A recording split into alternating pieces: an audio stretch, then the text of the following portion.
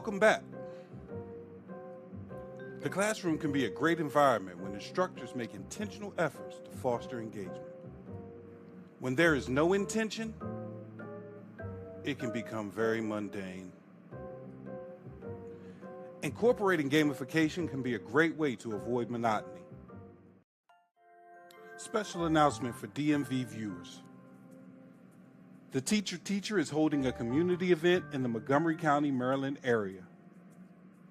Great guest speakers, resources, vendors, and light refreshments will be present. Space is limited, so please RSVP ASAP. The EventBrite link is in the description below. We hope to see you there. Now, back to our regular programming.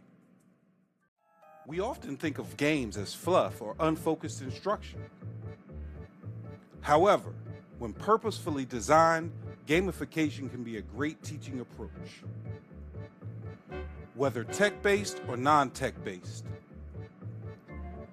gamification can be beneficial and fun for both teachers and students. Let's take a look. All right, so let's jump right into educational gamification, looking at both digital and non-digital approaches.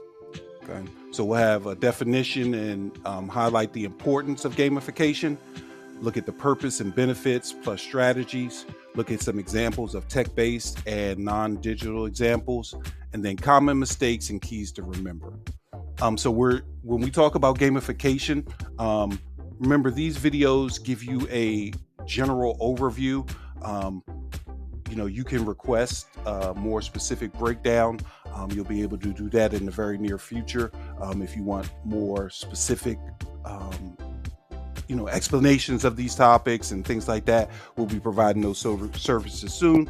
But nonetheless, what is gamification? It's using game elements in non-game settings to increase engagement, motivation, and learning, right? We're not just playing games, we're applying game design principles to learning. So it's not just, we're just going to play a game. No, this is the skill I'm trying to teach. You know what? This particular game will help me and help the students become engaged, motivated, as well as learn the skill that I'm trying to teach. So what are some of the elements of gamification? You have some type of points, badges, levels, challenges. You may have a leaderboard, rewards, and immediate feedback. So it's immediate feedback because it's right or wrong and they're gaining the points for it, right? Excuse me. So what's the purpose? The core goal is to make learning interactive, meaningful, and student-centered, right? It can become very, very mundane for a teacher-led environment, day after day, 180 days, however many days you're in the classroom. If it's all teacher-led, the teacher's going to be worn out, the students are going to be worn out. And honestly, if it's teacher-led by this time of the year, everybody's ready to go. So you have to incorporate some student-centered approaches. So purpose of gamification, you can increase student engagement, boost intrinsic and extrinsic motivation, encourage persistence and resilience, provide immediate feedback, promote mastery learning, and create a safe environment for failure and retry. Okay. So, all those things can enhance the learning process. Excuse me. Why does it work? It encourages goal setting and progress tracking, supports active participation, builds healthy competition and collaboration, reinforces growth mindset, as well as creates frequent feedback loops that guide improvement. So by playing these games, students, without being punitive, are finding, I didn't know the answer to that. You're giving me feedback. This is how I can further my learning. So the gamification works because you have this environment where, if I win, great. But if I don't, it's not like I get a failing grade, right? So what are some of the benefits? So academically, you have higher completion rates. It's very hard for a kid, like the majority of your students are going to want to participate. Yes, you're going to have your anomalies. so be it. You can adjust accordingly. But overall, you're going to have higher completion rates when it comes to gamification. Improve retention. They're going to remember that experience. Thus, they're going to remember those skills. Increase time on task. Now you're not constantly refocusing students because they're engaged with the game. And deeper content engagement, right? They're willing to go deeper and dive deeper into that content and that skill level simply because it's fun, right? Social emotional benefits: builds confidence, encourages teamwork, develops persistence, reduces fear of failure. Okay. So some of the key strategies when it comes to gamification: you want to set clear goals and objectives. If you use a tech-based platform, usually that's already embedded. But if you're creating your own non-digital game, which we'll have some examples later on, you want to make sure the goals are clear and the objectives are clear. Points and leveling systems: you want students to understand this is how you get points, this is how you move up levels. You want to have progress tracking charts. This could be as simple as having on a chalkboard. I know, very analog. On a chalkboard, all the kids' names, or group 1, group 2, and the points that they're collecting. Achievement badges, you can incorporate those if you so see fit. These elements are not like all inclusive, in the sense that not every game that you create is going to have badges. These are just elements that you can incorporate. Challenges and quests, we'll look at that example as well. Cooperative team missions and opportunities to retry and improve. So these elements and these strategies, at some point, depending on which gamification approach you take, should be embedded. So here's a strategy example: leveling system. So your traditional model is you complete the assignment, you receive a grade, you move on, right? Let's say you get 50% participation, the other 50, you got to follow up. Hey, I need you to turn this in, blah, blah, blah. And then we move on. With the gamified model, you complete the mission, you earn your points, and then you unlock the next level. So I complete activity 1, vocabulary explorer. I passed level 1, boom. Then I'm jumping into concept mastery. So if I pass level 1, I can make it to level 2. Then if I pass level 2, I can make it up to level 3. And then ultimately, I want to make it to level 4. That's where I become an expert strategist in regards to the particular assignment. That's just an example of how you can build the leveling system. So some tech-based strategy ideas: you can have digital badge systems, class XP, leaderboard. You can do escape room using Google Forms, choice boards as quest maps, and virtual breakout rooms with time challenges. These are just some tech-based strategy ideas that you could utilize. And each one of these can be, Each one of these can be utilized for specific content or skill that you're trying to get across. So you can use it in your math class, your English class.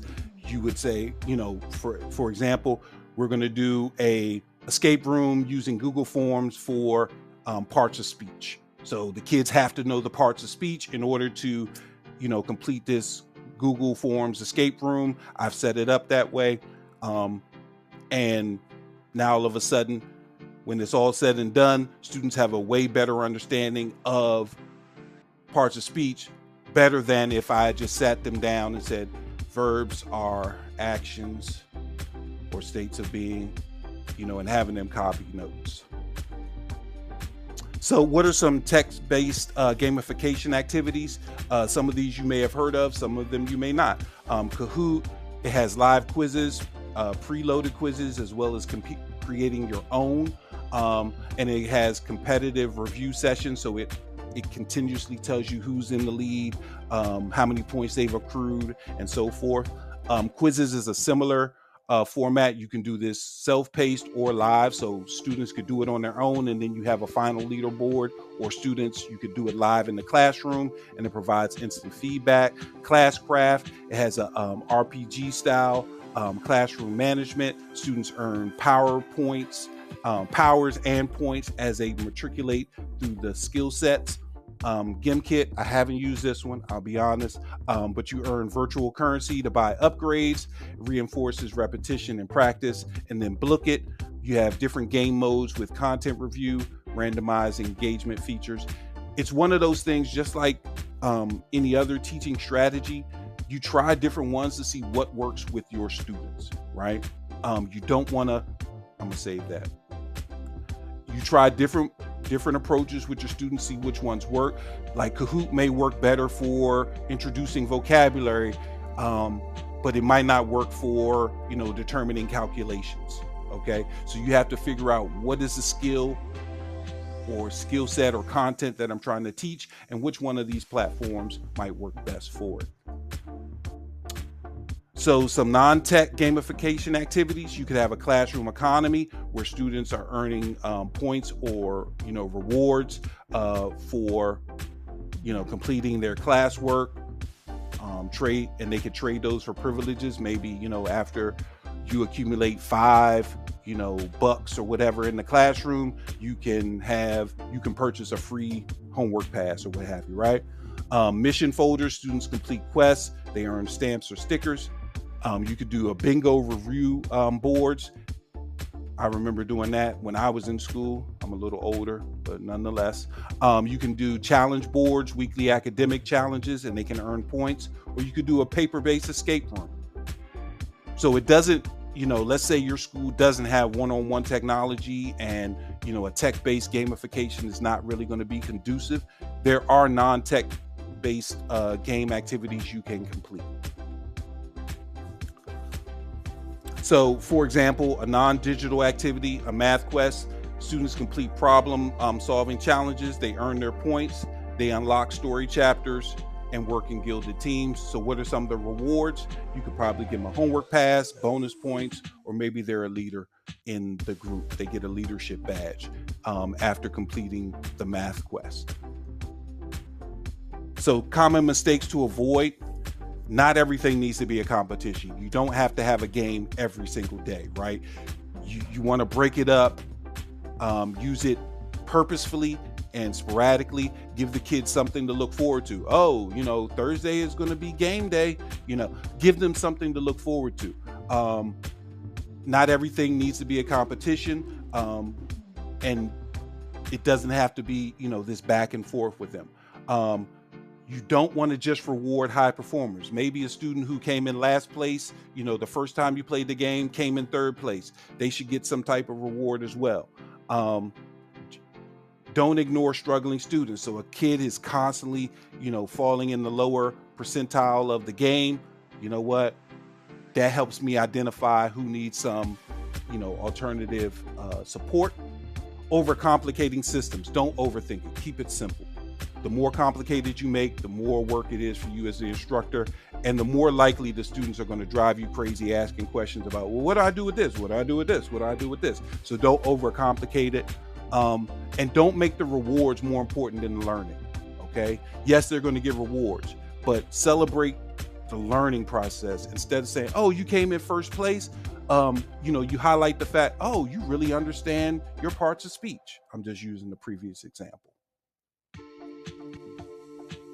So gamification and the growth mindset. How does gamification support the growth mindset?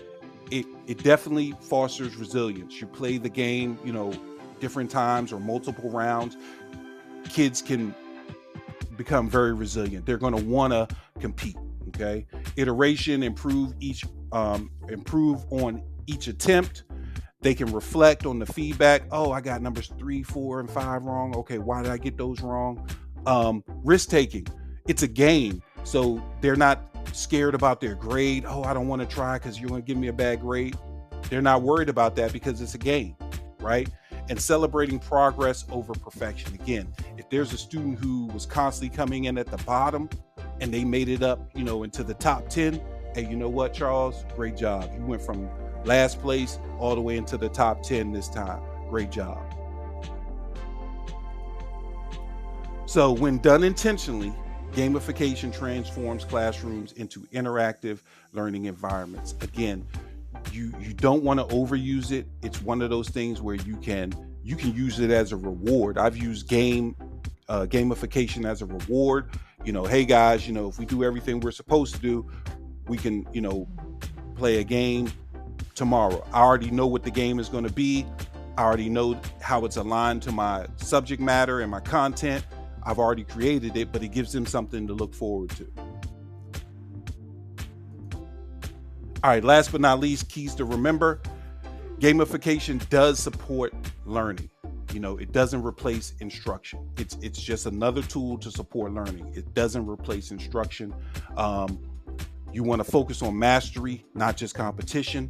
So when you're structuring your games, you don't want to just say, oh, we're playing the game for the sake of playing the game. There should be a logical progression to students being able to demonstrate mastery.